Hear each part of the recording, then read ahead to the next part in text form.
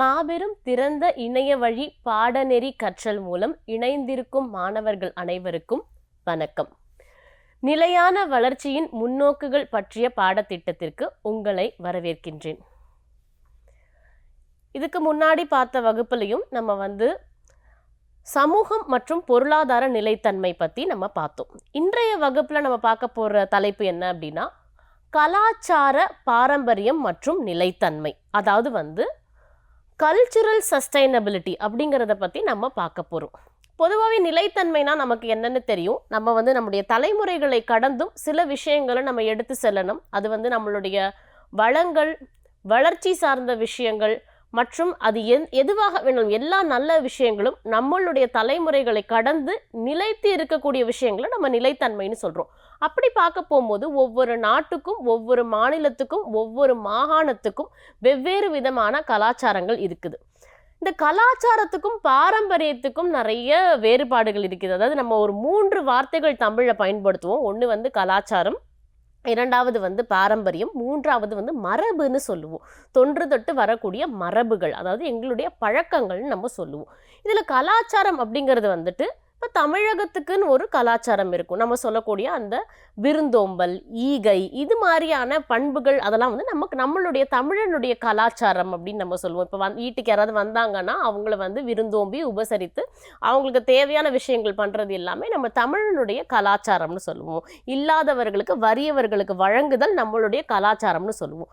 பாரம்பரியம் அப்படின்னு சொல்லும்பொழுது இப்போ உங்களுக்கு புரியற ஒரு உதாரணம் சொல்லணும் அப்படின்னா, புடவை, பெண்களுக்கு புடவை என்பது பாரம்பரியம் அப்படின்னு சொல்றோம். அந்த மாதிரியான நம்மளுடைய உடை, அலங்காரங்கள், பொருட்கள், நம்ம அன்றாட வாழ்வில் பயன்படுத்தக்கூடிய விஷயங்கள், இது எல்லாமே நம்ம பாரம்பரியம்னு சொல்றோம். இது பத்தின சரியான புரிதல் இது இன்னைக்கு பல தலைமுறைகள் கடந்தும் ஒவ்வொரு மாநிலத்திலையும், ஒவ்வொரு நாடுகளையும், ஒவ்வொரு மாகாணங்களையும் இது எந்த அளவுக்கு பேணி பாதுகாக்கப்படுகிறது, அதோடைய அத்தியாவசியம் என்ன, இது தாண்டி நம்ம கலாச்சாரம் அப்படின்னு சொல்லும்போது நம்ம இன்னொரு விஷயத்தையும் பார்க்கணும். என்னன்னா, ஒரு நாட்டினுடைய வளர்ச்சிக்கு பெரும்பான்மையாக பயனளிக்கக்கூடிய ஒரு விஷயம் என்ன அப்படின்னா, அது சுற்றுலா மற்றும் டூரிசம்னு சொல்லுவோம். அந்த சுற்றுலாத்துறைக்கு அதிக வருவாயை ஈட்டி தரக்கூடியது என்ன அப்படின்னா, அவங்களுடைய பழைய காலத்து பொக்கிஷங்கள், அதாவது ஹெரிட்டேஜ்னு நம்ம சொல்லுவோம். பாரம்பரியம் மிக்க கட்டிடங்கள், கட்டுமானங்கள், இது எல்லாமே இன்னைக்கு நம்ம தமிழனுடைய பெயர் சொல்லி பறைசாற்றக்கூடிய தஞ்சை பெரிய கோயில் எடுத்துக்கிட்டோம் அப்படின்னா, அது பல்வேறு ராஜராஜ சோழனுடைய காலகட்டங்கள்லேருந்து அது எப்படி போற்றி பராமரிக்கப்படுகிறது. அப்போ கங்கை கொண்ட சோழபுரம், இந்த மாதிரி நிறைய இடங்கள் பற்றி நம்ம படிச்சிருக்கோம்.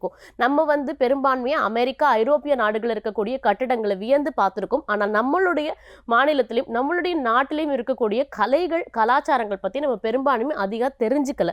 ஆனால் இன்னைக்கு இருக்கக்கூடிய இந்த ஒரு குறிப்பிட்ட பாடத்திட்டத்தில் நம்ம என்ன பார்க்க போகிறோம் அப்படின்னா, இந்த கலாச்சார பாரம்பரிய நிலைத்தன்மையை எப்படி நம்ம பல தலைமுறைகளுக்கு அடுத்து எடுத்து செல்ல போகிறோம், இதுக்கு என்னென்னலாம் ஏதுவாக இருக்குது, என்னென்னலாம் இடர்பாடுகளாக இருக்குது, இந்த வித்தியாசத்தை நம்ம புரிஞ்சுக்கிற பட்சத்தில் நம்மளால் தொடர்ந்து பல தலைமுறைகளுக்கு இந்த வளங்களையும் நலன்களையும் எடுத்து செல்ல முடியும். இப்போ நம்ம பாடத்துக்குள்ளே போகலாமாங்க.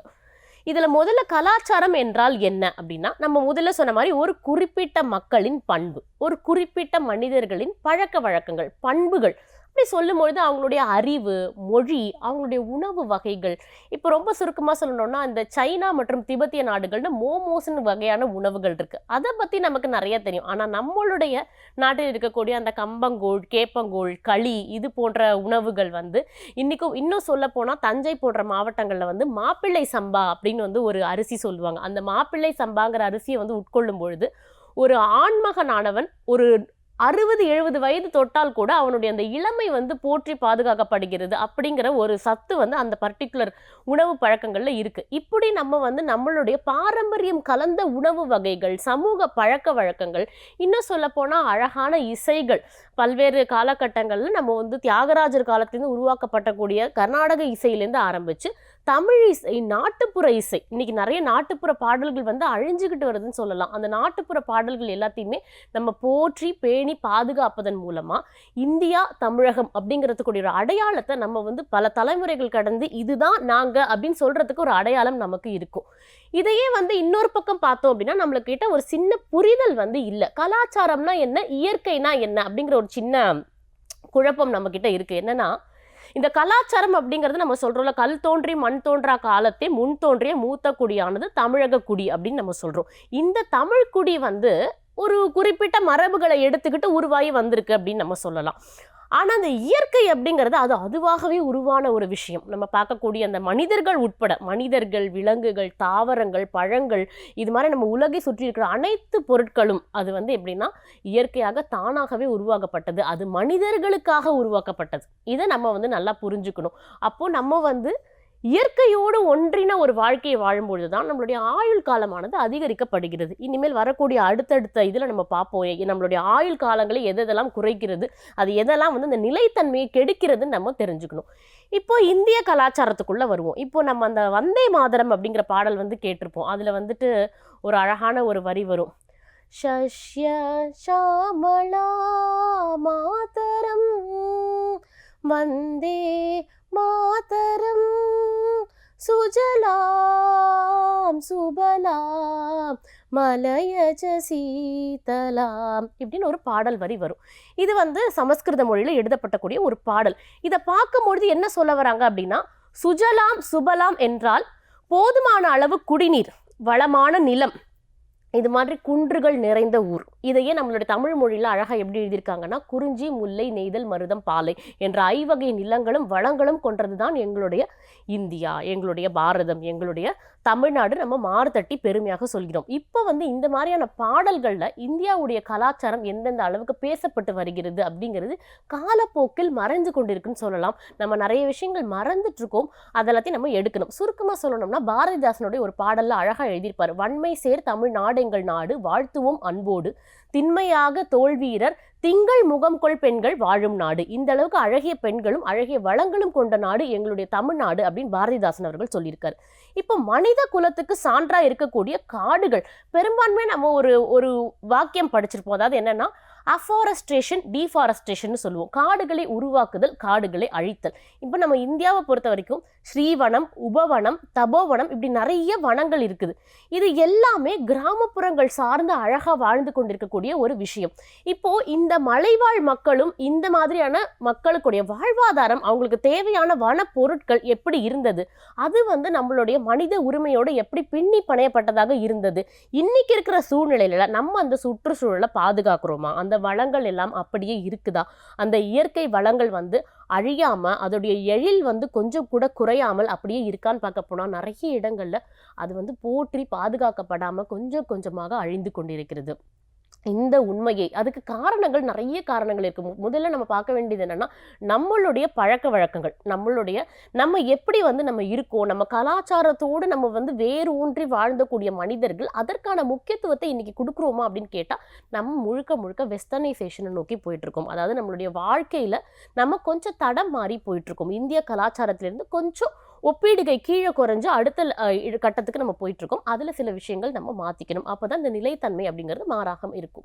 இப்ப இந்திய கலாச்சாரம் அப்படின்னு சொல்லும் போது வந்து இந்த ஆயுர்வேதம் அப்படிங்கிறது வந்து நம்மளுடைய அந்த தாவர வாழ்வியல், அதுலேருந்து எடுக்கக்கூடிய மருந்துகள். இப்போ வந்து நமக்கு பொதுவாகவே 3 வகையான வியாதிகள் தான் வரும். என்ன சொல்லுவோம்னா, வாதம், பித்தம், கபம் அப்படின்னு சொல்லுவோம். இந்த 3 விதமான வியாதிகளுக்குமே வந்து பார்த்தீங்கன்னா நிறைய ஆய்வுகள் மேற்கொள்ளப்பட்டு அந்த ஸ்ரீவனத்திற்கு பிறகு இருக்கக்கூடிய காடுகளிலிருந்து மகாவனம் அப்படின்னு சொல்லுவோம். அதில் வந்து நம்ம வந்து நிறைய மரங்கள், அதை வந்து அந்த தாதுக்கள், அதுல இதெல்லாம் நம்ம நிறைய வந்து மூலிகைகள் எடுத்துற காலகட்டங்கள் உண்டு. ஆனால் இன்னைக்கு அந்த மாதிரியான பொருட்கள்லாம் நம்ம கிட்ட இருக்கா அப்படின்னு கேட்டால் அது ரொம்ப ரொம்ப குறைந்துக்கிட்டே வருதுன்னு சொல்லலாம். இப்போ ஒவ்வொரு துறையாக நம்ம பார்த்தோம் அப்படின்னா நம்மளுடைய கட்டிடவியல், அதாவது வந்து நம்ம நிலப்பரப்பு மற்றும் தாவரங்களை பாதுகாப்பதில் நம்ம வந்து எந்த அளவுக்கு கவனம் செலுத்துறோம் அப்படிங்கிறது வந்து நமக்கு ரொம்ப ரொம்ப முக்கியமான விஷயமா இருக்கு. இதை தாண்டி இந்த காடுகள், மலைகள், மலை பிரதேசங்கள், அதை சுற்றி இருக்கக்கூடிய வனங்கள், இதெல்லாம் பார்க்கும்பொழுது நிறைய பறவைகள், நிறைய விலங்கினங்கள், அதெல்லாம் நம்ம என்ன சொல்லுவோம்னா எக்ஸ்டிங்விஷ்ட், அதாவது வந்துட்டு என்டேஞ்சர்டு ஸ்பீஷியஸ்னு சொல்றோம். அதாவது என்னன்னா சில விலங்குகள் வந்து இன்னைக்கு அழிந்து கொண்டே வருகிறது. உதாரணத்திற்கு டைனோசர்ஸை தாண்டி இப்போ வந்து டைகர், அதாவது புலிகள் கூட அழிந்து கொண்டு வருகிறது அப்படிங்கிற ஒரு காலகட்டத்தில் நம்ம இப்போ இங்கே இருக்கோம். அப்போ இந்த மாதிரியான தாவரங்கள் எல்லாமே வந்துட்டு நம்ம எந்த அளவுக்கு நம்மளுடைய கலாச்சாரங்கள் அழகாக உருவமைக்கப்பட்டிருக்கிறது, எவ்வளவு அழகாக சித்தரிக்கப்பட்டிருக்கிறது, அதை நம்ம ஏன் இன்னும் போற்றி பாதுகாக்காம இருக்கோம், அதில் இருக்கக்கூடிய ஆபத்துகள் எங்கெங்கெல்லாம் இருக்குது அப்படிங்கிறத கண்டறிந்து அதை முழுமையான வகையில் நம்ம எப்போ களையிறோமோ அப்போதான் நம்மளுடைய கலாச்சாரமும் பாரம்பரியமும் பாதுகாக்கப்படும். இப்போ வந்து ஜப்பானிய கலாச்சாரம் மற்றும் ஆஸ்திரிய கலாச்சாரத்தை பற்றி பார்ப்போம். ஜப்பானியர்கள் பொதுவாகவே வந்து தொழில்நுட்பத்துறையில் வந்து மிக மிக வல்லுநர்கள். அவங்க வந்து அவங்களுடைய அந்த தத்துவமே என்னன்னு சொல்லுவாங்கன்னா, கைத்தொழில் ஒன்றை கற்றுக்கொள், கவலை உனக்கில்லை ஒற்றுக்கொள் அப்படிம்பாங்க.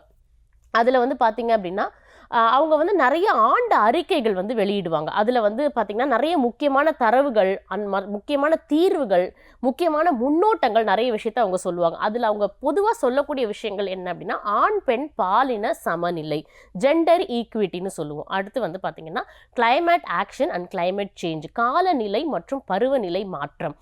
அப்புறம் வந்துட்டு பார்த்தீங்கன்னா பொறுப்பான நுகர்வு மற்றும் உற்பத்தி, அதாவது வந்து சரியான முறையில் கன்சப்ஷன் அண்ட் ப்ரொடக்ஷன், இது போன்ற விஷயங்கள் தான் நம்மளுடைய இலக்குகளாக இருக்கணும். இதை நோக்கி தான் நம்ம பயணிக்கணும். அப்போ இந்த நிலையான கொள்கைகள் என்று யூஎன்ஸ் கூறிய 17 கொள்கைகளில் ஜப்பான் போன்ற நாடுகள் ஒரு சில கொள்கைகளை மட்டுமே வந்து நம்மளுடைய நாட்டுக்கு ரொம்ப முக்கியம் அப்படின்னு அடையாளப்படுத்தியிருக்காங்க. இந்த மாதிரி அடையாளப்படுத்துதல் அப்படிங்கிறது வந்து ஒவ்வொரு நாட்டுடைய கலாச்சாரத்துக்கும் ரொம்ப ரொம்ப அத்தியாவசியம். இந்தியாவுடைய கலாச்சாரத்துக்கு எதெல்லாம் நம்மள வந்து தேவை, எதெல்லாம் நம்ம இன்னும் முன்னேற்றணும் அப்படிங்கிற அந்த ஒரு வழிவகை நமக்குள்ள இருக்கணும். அதே மாதிரி வந்து பார்த்தீங்கன்னா ஆஸ்திரியா போன்ற நாடுகள், ஆஸ்திரியா ஏற்கனவே ஓரளவுக்கு நல்ல வளர்ந்த நாடு அப்படின்னே சொல்லலாம்.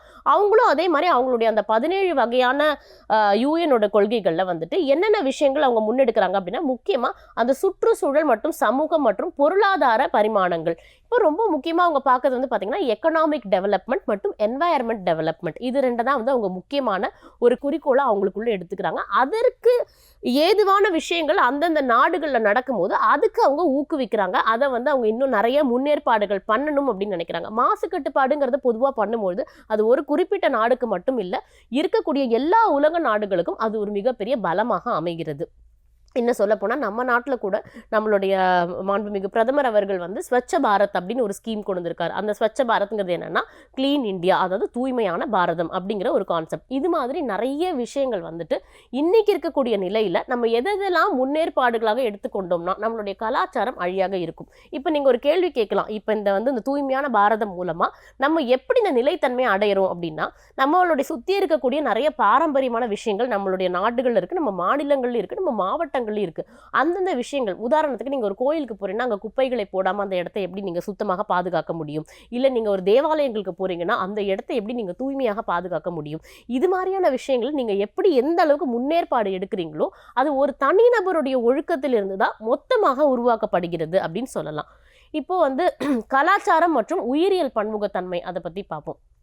பொதுவாகவே வந்து பாத்தீங்கன்னா உயிரியல் பன்முகத்தன்மை அதை நம்ம வந்து மெயினாக அந்த கலாச்சாரத்தோடு ஒப்பிடும்பொழுது எப்படி பார்க்குறோம் அப்படின்னா, உணவுப் பொருட்கள், ஆதாரங்கள் அல்லது உழைப்பு என அதன் பயன்பாடு மதிப்பை விட பல்லுயிர் பெருக்கத்திற்கு ஆயிரக்கணக்கான ஆண்டுகளாக மனிதர்கள் கலாச்சார முக்கியத்துவத்தை இணைத்துள்ளனர். இப்போ நம்ம இதுக்கு வந்து ஒரு அழகான ஒரு உதாரணத்துடன் நம்ம பார்ப்போம். அதாவது வந்து இன்னைக்கு வந்து பல்லுயிர்களுக்கான இழப்பு மதிப்பீடு ரொம்ப அதிகமாக போய்கொண்டே இருக்கிறது. அதுக்கு காரணம் என்ன அப்படின்னா, தேசிய சுற்றுச்சூழல் அமைப்புகள் அவங்களுக்குன்னு ஒரு குறியீடும் மதிப்பீடும் வச்சிருக்காங்க. இந்த மதிப்பீட்டுக்கு மேலே நம்மளுடைய சுற்றுச்சூழல் மாசுபடக்கூடாது. அப்படி ஆச்சு அப்படின்னா நம்மளுடைய இயற்கை வளங்கள் அதிகப்படியாக போகும். இயற்கை வளங்கள் அதிகப்படியாக போனால் நம்ம வந்து பல்லுயிர் பெருக்கத்திற்கும் நிறைய பாதிப்புகளை நம்ம ஏற்படுத்துவோம். உதாரணத்துக்கு சொல்லணும்னா, நம்ம பெரிய பெரிய கம்யூனிகேஷன் டவர்ஸ் எல்லாம் இன்னைக்கு நம்ம கொண்டுட்டோம். அதனால பறவை இனங்கள் அதிகப்படியாக அழிந்து கொண்டு வருகின்றன. அந்த பறவை இனங்களுக்கு தேவையான உணவுகள் கிடைக்கிறதில்ல.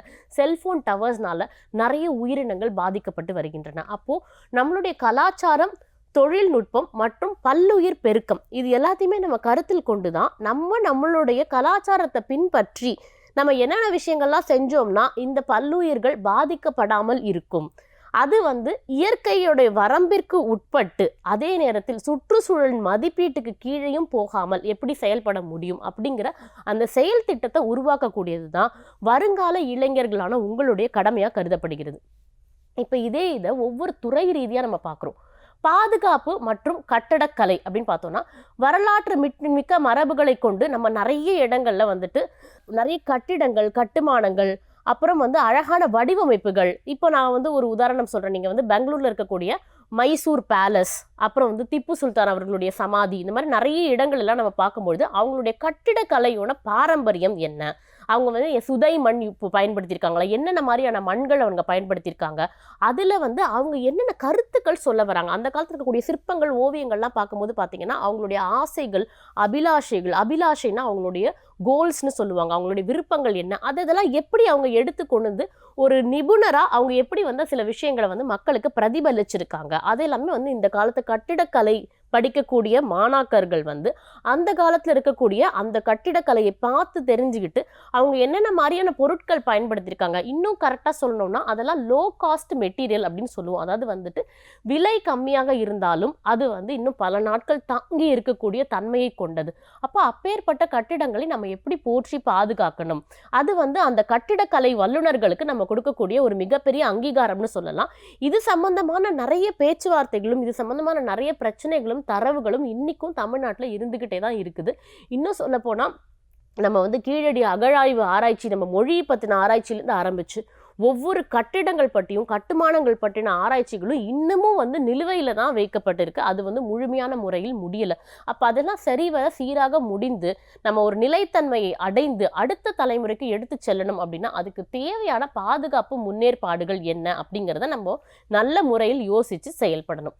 இதில் ரொம்ப ரொம்ப முக்கியமான விஷயம் என்ன அப்படின்னா இடர் மேலாண்மையை கண்டறிதல் பாரம்பரிய அறிவு. அதாவது பாரம்பரிய அறிவுனா ட்ரெடிஷ்னல் நாலேஜ்னு சொல்லுவாங்க. அதாவது பழங்கால மக்களில் இருந்தக்கூடிய அறிவை எடுத்துக்கொண்டு இக்கால தன்மைக்கு ஏற்றவாறு எப்படி செயல்படுதல் அப்படிங்கிறது தான் இன்னைக்கு நம்ம பேசுகிறோம். அதில் நவீன தொழில்நுட்பம் அப்படின்னு சொல்லும்போது நிறைய தொழில்நுட்பங்கள் நம்ம படிக்கிறோம்.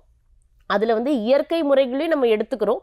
இன்னைக்கு இருக்கக்கூடிய லேட்டஸ்ட் டெக்னாலஜி டெவலப்மெண்ட்டையும் உள்ளே கொண்டு வரும். இந்த இடர் மேலாண்மை அப்படிங்கிறது என்னன்னா ரிஸ்க் மேனேஜ்மெண்ட்னு சொல்லுவோம். ரிஸ்க் மேனேஜ்மெண்ட்னா இப்போ ஒரு இடத்துல ஒரு வெள்ளம் வருது, அதுக்கான வடிகால் இருக்குதா, கால்வாய் இருக்குதா, அந்த ட்ரைனேஜ் சிஸ்டம் எப்படி இருக்குது. இன்னைக்கு நம்ம பார்க்குறோம் நம்ம இருக்கக்கூடிய சூழலில் ஒரு வெள்ளமோ மழையோ வந்ததுன்னா நம்ம எந்த அளவுக்கு தத்தளிக்கிறோம். அப்போது ஏரிகளில் வீடு கட்டுறது, ஏரிகளை ஆக்கிரமித்தல், இது போன்ற விஷயங்கள் நம்ம செய்யாமல் பாரம்பரியமான சில இடங்களுக்கு நம்ம முக்கியத்துவம் கொடுத்து அந்த இடத்தை நம்ம போற்றி பாதுகாக்கணுமே தவிர அங்கே போய் ஆக்கிரமிப்புகள் நம்ம செய்யக்கூடாது.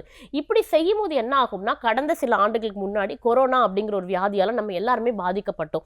அது எதனால் உருவாச்சு அப்படின்னா நிறைய பேருக்கு சுவாச குழாய் மற்றும் மூச்சு திணறல்ல நிறைய பிரச்சனைகள் ஏற்பட்டது. சுத்தமான காற்றோட்டம் இல்லாததான் அதற்கு முக்கியமான காரணமாக கூறப்பட்டது. இது WHO நிறைய இடங்கள்ல பேசப்பட்ட ஒரு விஷயம் அப்படின்னு சொல்லலாம். அப்போ இடர் மேலாண்மை அப்படிங்கிறதுக்கு பாரம்பரிய அறிவு, அதுக்கு வந்ததுக்கு அப்புறமேட்டு நம்ம பாரம்பரிய அறிவான சித்த ஆயுர்வேதாவை எடுத்துக்கிட்டு அதுக்கு உண்டான சில உணவு முறைகள் தான் நம்ம எடுத்துக்கிட்டோம். ஆனால் அதுக்கு முன்னாடி ஒரு கட்டிடம், அந்த கட்டிடத்தில் இருக்கக்கூடிய அமைப்புகள் எப்படி இருக்கணும், சூரிய ஒளி எப்படி, ஒளி ஓட்டம் எப்படி இருக்கணும், நீர்நிலை மேலாண்மை அந்த இடத்துல எப்படி இருக்கணும். அந்த காலத்துல நீரின்றி அமையாது உலகு அப்படின்னு வள்ளுவர் சொல்லியிருக்காரு. அப்போ அதுக்கு ஏற்ப மாதிரி நம்மளுடைய வடிகால்கள், கால்வாய்கள் மற்றும் அந்த மேலாண்மை திட்டங்கள் எல்லாம் எப்படி பாரம்பரிய அறிவை எடுத்துக்கொண்டு தற்காலிக தொழில்நுட்பத்தையும் உள்ளே புகுத்தி ஒரு முழுமையான அம்சத்தை எப்படி உருவாக்க வேண்டும் என்பதைத்தான் இன்றைய மாணவர்கள், இன்றைய மாணாக்கர்கள் அவங்களுடைய ஆய்வுகளையும் ஆராய்ச்சிகளையும் முழுமையாக ஈடுபடணும். இதை பற்றி பார்த்தோம்னா நிலையான வளர்ச்சியில் கலாச்சாரத்தின் பங்கு வளர்ச்சி. இப்போ முதல்ல சொன்ன மாதிரி கலாச்சாரம் அப்படின்னா நான் என்னங்கிறத சொன்னேன். அப்போ அது மனிதனுடைய தேவைகள்லேருந்து ஆரம்பிக்குது. இங்கே நம்ம பார்த்தோம் அப்படின்னா நிறைய வருடங்களில் நிறைய அறிவியல் விஞ்ஞானிகள் நிறைய கருத்துக்கள் சொல்லியிருக்காங்க. அதாவது மனித தேவைகளையும் ஆர்வத்தையும் வரையறுப்பதில் கலாச்சாரம் ஒரு மிகப்பெரிய பங்கை வகிக்கிறது அப்படின்னு சொல்லிட்டு 2003 ஒரு வாக்கியம் இருக்குது. அதே போல ஹவுசர் மற்றும் பான்சே 2011 அவங்க என்ன சொல்லியிருக்காங்கன்னா, கலாச்சாரத்திற்கும் நிலைத்தன்மைக்கும் இடையிலான தொடர்பு மிகவும் வளமானது. அதாவது கலாச்சாரம் அப்படின்னா நம்மளுடைய கல்ச்சர் அண்ட் சஸ்டைனபிலிட்டி, இது ரெண்டுக்கும் இடையிலான தொடர்பு அப்படிங்கிறது ரொம்ப ரொம்ப வளமான ஒன்று அப்படின்னு நிறைய பேர் சொல்லியிருக்காங்க. இதே மாதிரி ஃபார்ச்சூன் அப்படிங்கிற ஒரு கம்பெனி பற்றி நம்மளுக்கு தெரியும். அவங்களும் அதே மாதிரி நம்மளுடைய கலாச்சாரத்துடைய வளர்ச்சியானது நிலைத்தன்மையோடு ஒன்றி இருக்க வேண்டும் அப்படின்னு சொல்லியிருக்காங்க. இப்போ நம்ம பார்த்தோம் அப்படின்னா, நம்மளுடைய வளம் அப்படிங்கிறது வந்து ஒரு நாற்காலியோட உருவமாக நம்ம பார்த்தோம் அப்படின்னா, வளம் அப்படிங்கிறது வந்து ஒரு முக்கியமான கால். அந்த முக்கியமான காலுக்கு துணை நிற்கக்கூடிய அந்த 3 கால்கள் என்னென்ன அப்படின்னா, நம்மளுடைய பொருளாதாரம், சமூக ஊடகம் மற்றும் நம்மளுடைய சுற்றுச்சூழல். இது 3 தான் வந்து நம்மளுடைய வளர்ச்சிக்கு மிக மிக காரணமாக இருக்கிறது அப்படின்னு சொல்றாங்க. கலாச்சாரமும் இயற்கையும் ஒரு நாணயத்தின் இரு பக்கங்கள் அப்படின்னு சொல்றோம். எப்படி வந்து ஒரு குடும்பத்திற்கு ஒரு ஆண் பெண் இருவரும் வந்து ஒரு சரிசமமாக பங்களித்து அந்த குடும்பத்தை எடுத்து செல்கிறார்களோ, அதே மாதிரி இயற்கையும் கலாச்சாரமும் ஒன்றோடு ஒன்று இணைந்தது. நம்ம இன்னைக்கு எப்படி ஆகிட்டோம் அப்படின்னா, அதாவது சுற்றுச்சூழல், இயற்கை, அதுலேருந்து உருவாகக்கூடிய மற்ற விஷயங்கள் எல்லாமே தனித்து இயங்குற தன்மைக்கு நம்ம உருவாயிட்டோம். அப்போ என்ன ஆகுது அப்படின்னா, நம்ம இப்போ இந்த தாவரங்கள், விலங்குகள் இதெல்லாம் நம்ம வந்து உட்கொள்ளுறோம், நம்மளுடைய உணவு பழக்கங்களை நம்ம எடுத்துக்கிறோம். ஆனால் அது எந்த அளவுகோலில் இருக்கணும்? ஒரு தெளிவான உதாரணம் சொல்லணும்னா, 3 வகையாக மனிதர்களை நம்ம பிரிக்கிறோம். எப்படின்னா, அவங்க வந்துட்டு வெஜிடேரியன், எகட்டேரியன், நான் வெஜிடேரியன், இப்படி 3 கேட்டகரியில் நம்ம பிரிக்கிறோம். அப்போ நம்மளுடைய உணவு பழக்கங்கள்லேருந்தே நம்ம வந்து தாவரங்கள் மட்டும் சார்ந்து உட்கொள்கிறோமா, இல்லை நம்ம வந்து சில மாமிச பொருட்களையும் எடுத்துக்கிறோமா, இப்படி நம்ம நிறைய அணுகுமுறைகள், இந்த பிரபஞ்சத்தில் சுற்றி இருக்கக்கூடிய சமூக தன்மையானது ஒவ்வொரு கட்டமைப்பிலும் மாறி மாறி இருக்கிறது. அப்போ நம்ம என்ன புரிஞ்சுக்கணும் அப்படின்னா, இயற்கை நமக்கு சில விஷயங்கள் கொடுத்திருக்கிறது. அது கொடுத்திருக்கிறத நம்ம கலாச்சாரத்தோட ஒட்டி நம்ம இதெல்லாம் பண்ணலாம், இதெல்லாம் பண்ணக்கூடாது அப்படிங்கிற ஒரு வரையறை நம்ம தான் வந்து வளர்த்துக்கணும். இதை தான் வந்து பல காலகட்டங்களில் இந்த சுற்றுச்சூழலுடைய வளர்ச்சியும் தனித்துவமும் எப்படி இருக்குது அப்படிங்கிறத வந்துட்டு முர்சின் கியூபிஸ் அப்படிங்கிற சயின்டிஸ்ட் 2010 வந்து சொல்லியிருக்காரு. இதன் அடிப்படையில் உயிரியல் மற்றும் கலாச்சார பன்முகத்தன்மைகள் நெருக்கமாக ஒன்றை ஒன்று சார்ந்தவையாக இருக்கிறது. ஆனால் இங்கே நம்ம பார்த்தோம்னா, காலப்போக்கில் இந்த சுற்றுச்சூழலுடைய மாற்றமும் மனிதர்களுடைய ஆசை அதிகப்படியாக ஆன பின்பும் கலாச்சாரமும் இயற்கையும் வெவ்வேறாக பிரிந்துவிட்டது. இயற்கைக்கு எதிரான கலாச்சாரங்களை முன்னெடுத்து இந்த கலாச்சாரம் தான் நம்மளுடைய கலாச்சாரம், நம்மளுக்கு எது ரொம்ப கன்வீனியண்ட்டாக இருக்கோ, எது பிடிச்சிருக்கோ அதை தான் கலாச்சாரம்னு சொல்லி எடுத்துக்கிட்டு இயற்கை வளங்களையும் நலன்களையும் பிற தலைமுறைக்கு எடுத்து செல்ல முடியாத அளவுக்கு ஒரு சூழலை நம்ம உருவாக்கிறோம் அப்படின்னா, அது வந்து நம்மளுடைய இயற்கை வளத்திற்கு நேர் எதிர்மறையான ஒரு விஷயமாக கருதப்படுகிறது. கலாச்சாரமும் இயற்கையும் நம்ம 2 நாணயங்களுடைய ஒரு பக்கங்கள் அப்படின்னு நம்ம பார்த்துட்டோம். அப்போ இன்னைக்கு இருக்கக்கூடிய சமூகத்துல அந்த உள்ளார்ந்த பல ஆண்டுகளாக அடிப்படையா இருக்கக்கூடிய விஷயங்கள் நம்ம பார்த்தோம் அப்படின்னா என்னன்னா, உணவு, உடை, உறையுள்னு சொல்றோம். இதுல வந்து உணவுங்கிறது நான் முதல்லயே சொன்ன மாதிரி தஞ்சை, அந்த டெல்டா மாவட்டங்கள்ல இருந்தா நமக்கு அந்த உணவுகள் எல்லாமே வருது.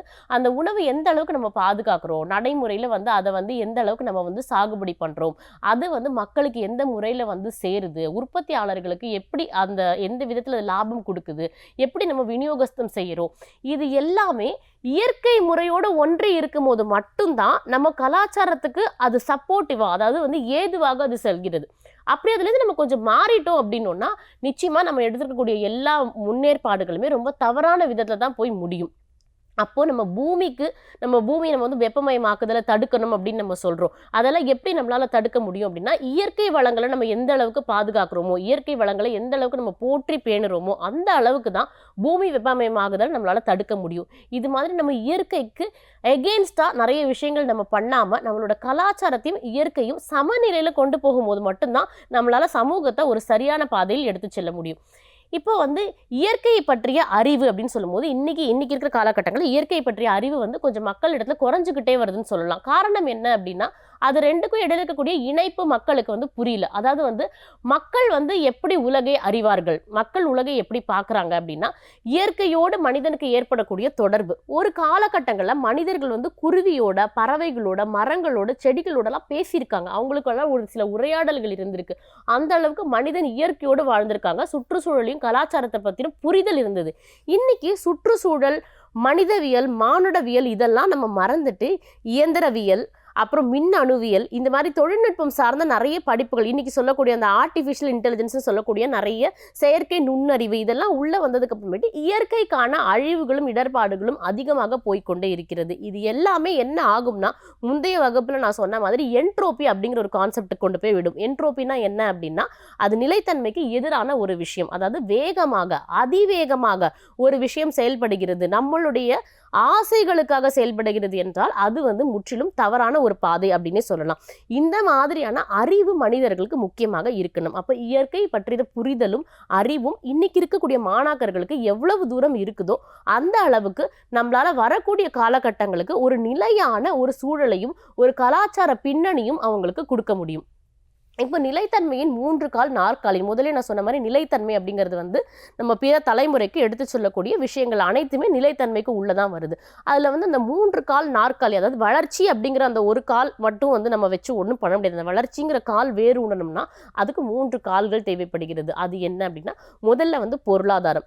இந்த பொருளாதாரத்தை தான் நம்ம முதல்ல வைக்கிறோம். ஏன்னா பிற நாடுகளிலிருந்து நம்ம நாட்டுக்கு தேவையான எல்லா இன்வெஸ்ட்மெண்ட் முதலீடுகளையும் நம்ம எப்படி எடுக்கலாம் அப்படின்னு யோசிக்கிறோம். ஆனால் அது எந்த அளவுக்கு உலகின் வந்து பிரச்சனைகளை தீர்வுக்கு கொண்டு வரும், எந்த அளவுக்கு நம்மளுடைய நாட்டுக்கும் அது வந்து உறுதியாக இருக்கும், செயல்படும்.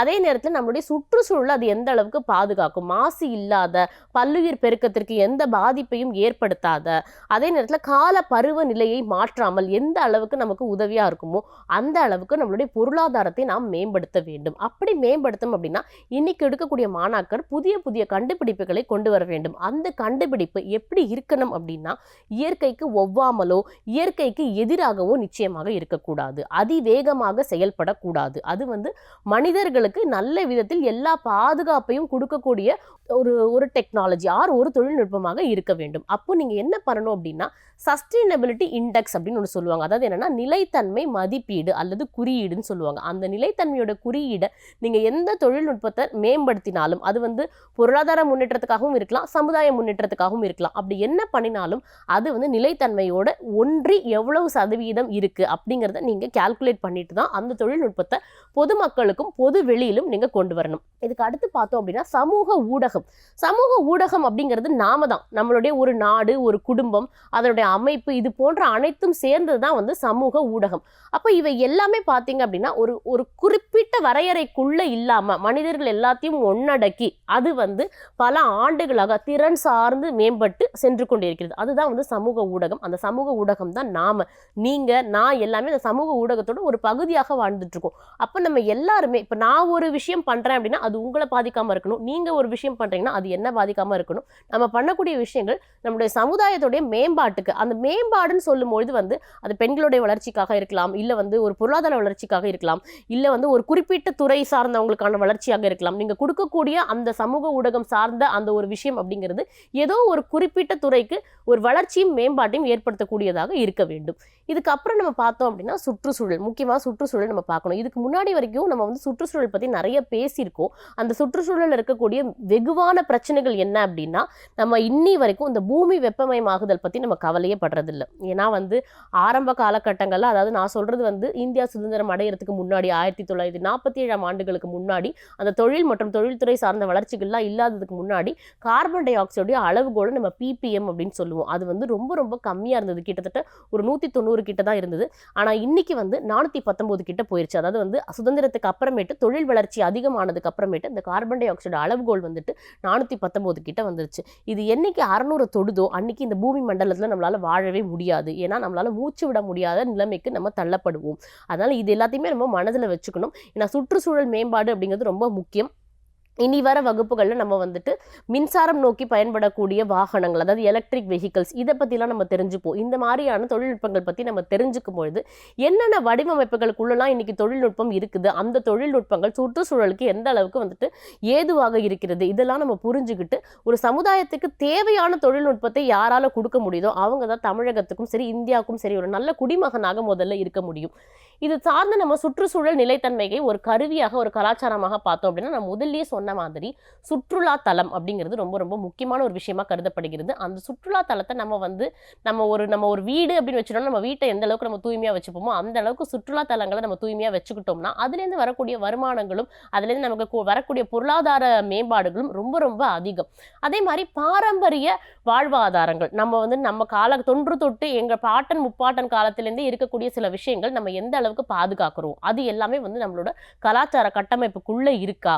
இப்போ இன்னைக்கு நம்ம இந்த செயற்கை நுண்ணறிவுக்குள்ள நம்ம நிறைய வந்துட்டோம். அது நிறைய பொருளாதாரம் மற்றும் வேலை வாய்ப்புகளை நமக்கு நிறைய ஏற்படுத்தி கொடுத்தாலும் கலாச்சாரத்திற்கும் மற்றும் இயற்கைக்கும் பொருந்தி வாழக்கூடிய சில விஷயங்களை மட்டும்தான் நம்ம எடுத்துக்க முடியும். பொருளாதார மேம்பாடு கொடுக்குது அப்படிங்கிறதுக்காக ஒரு தொழில்நுட்பத்தை நம்ம கண்மூடித்தனமா அப்படியே எடுத்துக்க கூடாது. ஒரு குறிப்பிட்ட வகுப்புல நீங்க தெரிஞ்சுக்க வேண்டிய ரொம்ப ரொம்ப ரொம்ப முக்கியமான ஒரு விஷயம் என்ன அப்படின்னா, பொருளாதார மேம்பாடு கிடைக்குது, தொழில்நுட்ப மேம்பாடு கிடைக்குது அப்படிங்கிறதுக்காக நிலைத்தன்மைக்கு எதிரான எந்த விஷயங்களையும் நாங்க உள்ள புகுத்தினாலும் அது ஒரு குறிப்பிட்ட காலகட்டங்கள் மட்டும்தான் நீடிச்சிருக்குமே தவிர பின்னாடி அது நமக்கே நிறைய பாதிப்புகளை கொண்டு வந்து விடும். இதுதான் நீங்க வந்து ரொம்ப முக்கியமா தெரிஞ்சுக்க வேண்டிய ஒரு விஷயம்.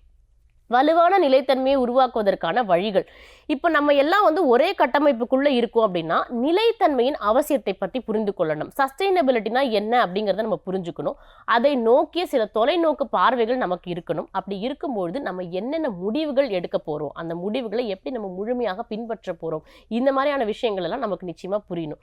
இன்னைக்கு இருக்கிற காலகட்டங்களில் வந்து நிலைத்தன்மையை பற்றி பேசும்பொழுது இந்தியா அப்படிங்கிறது வந்துட்டு கிட்டத்தட்ட ஜூலை மாதம் 2017 ஆண்டுலேருந்து வந்து பார்த்தீங்க அப்படின்னா அவங்க வந்து இந்த எஸ்டிஜி கோல்ஸ், அதாவது நிலைத்தன்மை சார்ந்த கொள்கைகளுக்காக வந்து நிறைய ஆயத்தங்களும் ஆவணங்களும் அவங்க வந்து எடுத்துட்டு இருக்காங்க. அதில் நம்மளுடைய மாண்புமிகு முதல்வர் அவர்கள் ஒரு கான்செப்ட் ஒன்று சொல்லியிருக்காங்க. அதாவது வந்து ஒரு முழக்கம் அப்படின்னே சொல்லலாம். அது என்னன்னா சப்கா சாத் சப்கா விகாஸ் அப்படின்னா என்னன்னா அனைவரோடும் அனைவருக்காக அனைவரின் நம்பிக்கைக்காக எல்லாரும் ஒன்று சேர்ந்து ஒரு விஷயத்தை பண்ணுவோம், ஒன்று சேர்ந்து பயணிப்போம் அப்படின்னு. இப்படி இருக்கக்கூடிய இதை நம்ம பார்க்கும்போது இந்த நிலைத்தன்மைக்காக நிறைய கொள்கைகள் கொண்டு வந்துட்டாங்க. நம்ம வந்துட்டு நவீன நவநாகரீக ஸ்மார்ட் சிட்டிஸ்ன்னு நம்ம சொல்லக்கூடிய, அதாவது வந்து அதை வந்து என்ன சொல்லுவாங்கன்னா அறிவு சார்ந்த புத்திசாலித்தனமான நகரங்களை உருவாக்குதல் அப்படின்னு நம்ம சொல்றோம். அதெல்லாம் என்னன்னா கணினி மற்றும் கணினி மயமாக்கப்பட்ட அந்த கட்டிடங்களெல்லாம் நம்ம வந்து உருவாக்கிட்டு இருக்கோம். அதே மாதிரி பார்த்தீங்கன்னா பேட்டி பச்சோ, அதாவது பார்த்தீங்கன்னா குழந்தைகளுக்கான வந்து ஒரு ஸ்கீமாக இருக்கட்டும், பிரதான் மந்திரி ஆவாஸ் யோஜனா, ஸ்மார்ட் சிட்டிகள், அதுக்கப்புறம் வந்துட்டு ஜன் தன் யோஜனா, மக்களுக்கான பொதுமக்களுக்கான யோஜனா, தீன் தயாள் யோஜனா, கிராமப்புற மேம்பாடுகள், உஜ்வாலா யோஜனா, சோலார் திட்டம், சூரிய ஒளி திட்டம், இப்படி நிறைய திட்டங்கள் வந்துட்டு நம்மளுடைய இயற்கையை பாதுகாக்கிறதுக்காகவும் நம்மளுடைய பூமியை பாதுகாப்பதற்காகவும் நிறைய திட்டங்கள் உருவாக்கிட்டு இருக்காங்க. இது போன்ற திட்டங்கள் எல்லாமே பொதுமக்களுக்கு எவ்வளவு தூரம் பொது வழியில் எடுத்து செல்லப்படுகிறதோ அந்த அளவுக்கு நம்மளால வந்து ஒரு நிலைத்தன்மை உள்ள சமூகத்தை உருவாக்க முடியும் தான் இன்னைக்கு இருக்கக்கூடிய காலகட்டம். இப்போ இது வரைக்கும் நம்ம பார்த்தது வந்துட்டு கலாச்சாரம், அதை பத்தி பார்த்தோம். அடுத்து பார்க்க போது பாரம்பரியம். பாரம்பரியத்தை ஹெரிட்டேஜ் அப்படின்னு நம்ம சொல்லுவோம். ஹெரிட்டேஜ் அப்படிங்கிறது கால மரபு, பல ஆண்டுகளாக நம்மளுடைய விஷயங்கள் நம்ம போற்றி பாதுகாத்து எதிர்கால சந்ததியினருக்கு நம்ம என்ன கொடுக்க போறோமோ அதுதான் வந்து ஹெரிட்டேஜ் அப்படின்னு சொல்றோம். இன்னைக்கு இந்த ஹெரிட்டேஜ் ஒரு மிகப்பெரிய ஆபத்தை நோக்கி போயிட்டு இருக்குன்னு சொல்லலாம். யுனெஸ்கோ அப்படிங்கிற நிறுவனம் வந்துட்டு உலக பாரம்பரிய பட்டியலில் சேர்க்க முடிவு செய்துள்ள 53 தளங்கள் ஆபத்தில் உள்ளன. அப்படி என்ன ஆபத்து நீங்க கேட்கலாம். ஏன்னா இந்த போர்க்கால அடிப்படையில் நிறைய பிரச்சனைகள் வந்துட்டு இருக்கு. காலம் மற்றும் பருவநிலை மாற்றத்தால பிரச்சனைகள் வருது. நிறைய சுற்றுலா பயணிகள் ஒரு இடத்துக்கு போகிறதுனால பிரச்சனைகள் வருது. நிறைய இயற்கை பேரழிவுகள்னால பிரச்சனை வருது. அப்போ நீங்க வந்து சுற்றுலாவே போகக்கூடாதா அப்படின்னு கேட்கலாம். அப்படி கிடையாது. நீங்க ஒரு சுற்றுலா ஸ்தலத்துக்கு போறீங்க அப்படின்னா அது உங்களுடைய பொருள் மாதிரி நீங்க நினைச்சு அதை பத்திரமா பாதுகாக்கணும். அங்க குப்பைகள் போடக்கூடாது, செவறுகள் கிறுக்கக்கூடாது, சிற்பங்களை வந்து வரையக்கூடாது. அது எல்லாமே நான் உங்களுக்கு காட்டியிருக்கேன். இதை பார்த்தீங்கன்னா அதிக வெப்பநிலையால் ஆபத்தில் உள்ள பவளப்பாறைகள், அதாவது முதல்ல எப்படி இருந்தது இப்போ அது எப்படி இருக்கு அப்படின்னு நீங்க பார்க்கும்போது அப்போ வெப்பநிலை, இதுதான் முதல்ல நான் சொன்னேன், பூமி சூடாகுதலை நம்ம முடிஞ்ச அளவுக்கு தவிர்க்கணும் அப்படின்னு. அடுத்து பார்த்தீங்கன்னா பாரம்பரிய தளங்களில் இந்த மாதிரி சுவர்களில் எழுதுதல், கிறுக்குதல் இதெல்லாம் பண்ணாம நமக்கு நிறைய சுதைமண்களான சிற்பங்கள், கோயில்கள் நிறைய இருக்கு. அதெல்லாம் நம்ம போற்றி பாதுகாக்க வேண்டியது நம்மளுடைய தலையாய கடமை. அடுத்து வந்து பார்த்தீங்கன்னா இன்னைக்கு வந்து நம்ம வந்து நிறைய கல்லறைகள், நிறைய விஷயங்கள்லாம் நம்மளை சுற்றி இருக்குது. அதெல்லாம் பார்க்கும்போது அதுக்கான ஒரு முழு திட்டமும் அதெல்லாம் போற்றி பாதுகாக்கிறதுக்கும் என்னென்னலாம் நம்ம பண்ணணும். அதாவது வந்து மன்னர் காலத்திலேருந்து நிறைய கல்லறைகள் இருக்குது. அது எல்லாமே இப்போ அழியக்கூடிய அச்சுறுத்தலுக்கு உள்ள வந்து ஆட்படுத்தப்பட்டுள்ளது. அதுக்கு வந்து நிறைய உச்சக்கட்ட தீர்மானங்கள் உள்ள கொண்டு அதே மாதிரியான கட்டிடங்கள் இன்னொன்று வடிவமைச்சு நம்ம இதுக்குள்ள நிறைய பேர் போகாம ஒரு ரீமாடல், ஒரு மாடலை கிரியேட் பண்ணி அதுக்குள்ள நம்ம ஏன் போய் பார்க்கக்கூடாது அப்படிங்கிற ஒரு நிலைப்பாடுகள் இப்போ வர ஆரம்பிச்சிருக்கு. அதே மாதிரி வந்து பார்த்தீங்கன்னா அங்கீகரிக்கப்பட்ட பானை குகை, இந்த மாதிரி நிறைய குகைகள் இருக்குது. இந்த குகைகள்லாம் கிட்டத்தட்ட பார்த்தீங்கன்னா இன்னைக்கு நிறைய அழிஞ்சிட்டு வருது. இதெல்லாம் நம்மளுடைய கலாச்சார சொத்துக்கள். இது நம்ம நாட்டில் மட்டும் இல்லை, ஐரோப்பியா, பிரான்ஸ், ஜப்பான் போன்ற எல்லா நாடுகளையும் இது மாதிரியான நிறைய போற்றி பாதுகாக்க வேண்டிய, இப்போ நான் உங்களுக்கு காட்டியிருக்கிறது பிரான்ஸ்ல உள்ள ஒரு குகையோட இது மாதிரி நம்ம நாட்டிலேயும் நிறைய பழமையான பொருட்கள் இருக்குது. அது வந்து உலக பாரம்பரியமிக்க பொருட்களாக கருதப்படுகிறது. அதை எல்லாமே நம்ம எந்த அளவுக்கு பாதுகாக்கிறோம் அப்படின்னா நம்ம இதே மாதிரியான இன்னொரு மாடல் கிரியேட் பண்ணி அந்த இடங்களுக்கு சுற்றுலா போகலாம். அந்த மாதிரியான நிறைய ஆல்டர்னேட்டிவ்ஸ், அதாவது மாற்றுக்கள் நம்ம உருவாக்கிக்கணும். அப்படி பண்ணுறது மூலமாக இது வந்து பிரதி குகையின் கட்டுமானம்னு சொல்லலாம். ஏற்கனவே இந்த குகை இருக்குது, அதே மாதிரி இன்னொரு மாடல் கிரியேட் பண்ணி அது ஒரு ஜெராக்ஸ், ஒரு ரெப்ளிகேஷன் மாதிரி உள்ளே கொண்டு வராங்க. இது மாதிரி பண்ணுறது மூலமாக நம்ம ஆல்ரெடி வச்சிருக்கக்கூடிய சில பாரம்பரிய பொருட்கள் வந்து முழுமையாக அழிக்கப்படாமல் நம்மளால் ஓரளவுக்கு அதை தடுக்க முடியும், காப்பாற்ற முடியும். இதுலேருந்து உங்களுக்கு என்ன தெரியுது அப்படின்னா, கலாச்சாரம் மற்றும் பாரம்பரியம், மரபுகள் நம்மளுடைய இயற்கையோடு ஒன்றிய விஷயம். அதை வந்து ஆத்மார்த்தமாக பேணி பாதுகாக்க வேண்டிய பொறுப்பு என்பது நம் அனைவருக்கும் உண்டு. மீண்டும் ஒரு அடுத்த தலைப்பிலும் அடுத்த ஒரு பாடத்திட்டத்திலும் உங்கள் அனைவரையும் சந்திக்கிறேன். நன்றி, வணக்கம்.